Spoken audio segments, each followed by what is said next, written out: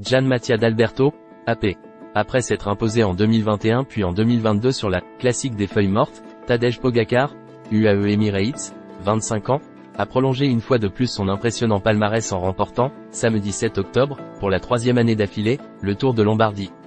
Parti en solitaire à 30 km de la ligne d'arrivée, le double vainqueur du Tour de France a tenu à distance, 51, un groupe de poursuivants emmené notamment par ses deux dauphins du jour, l'Italien Andrea Bajoli, deuxième, Soudal Quick-Step, et son compatriote Primož Roglič, troisième, Jumbo-Visma. Ce triplé historique n'avait été réalisé que 2 fois dans l'histoire du monument italien, par 2 coureurs locaux, en 1949 par Fausto Coppi, et dans les années 1920 par Alfredo Binda. Le Slovène conclut donc l'année 2023 avec 2 monuments à son palmarès, avec le Tour des Flandres, le titre sur le Paris-Nice et une 2e place sur la Grande Boucle. Il signe ainsi, dans les rues de Bergame, son 17e succès de la saison, total le plus élevé du peloton, et le 63e de sa jeune carrière. Surpuissant dans la descente du Passo di Ganda, Tadej Pogačar a pris à son compte un tracé traditionnellement prédestiné aux grimpeurs. Même les crampes, subies à une dizaine de kilomètres de la fin du parcours qui en comptait 248, n'ont pas su ralentir Poggi, inatteignable en Lombardie. Quelques instants après sa victoire, le Slovène, toujours souriant, s'est réjoui devant la presse.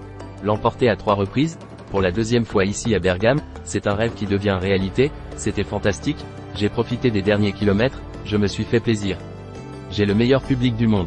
Au-delà de la performance de Pogačar, ce Tour de Lombardie marquait également la dernière course professionnelle du Français Thibaut Pinot, Groupama FDJ.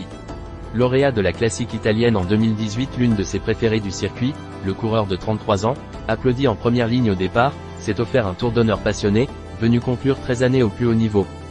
Au terme d'une journée compliquée, le NE accent aigu au retraité a pu savourer une fin de course grandiose à Bergame.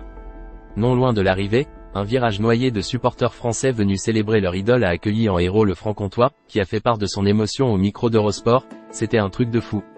Je ne suis pas champion du monde, j'en suis loin, mais j'ai le meilleur public du monde. Chez les Français, la meilleure place revient à Romain Bardet, 11e, Team DSM Firmenich, dans la roue du malheureux favori Remco Evenepoel, 9e, Soudal Quick-Step, le Belge ayant été victime d'une chute dès les premiers kilomètres de la course.